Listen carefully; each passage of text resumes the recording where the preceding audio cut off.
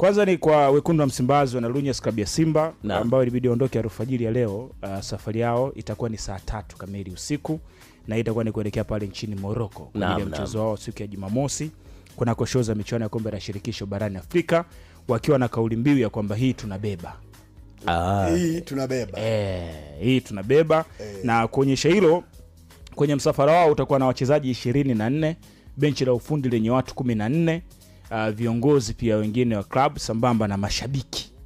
Ndio ambao wataondoka. Lakini pia kuonyesha kwamba upo serious wameshaanza kuuza tiketi kuelekea mchezo wao mkondo wa pili tarehe 25. Maanza mapema kabisa.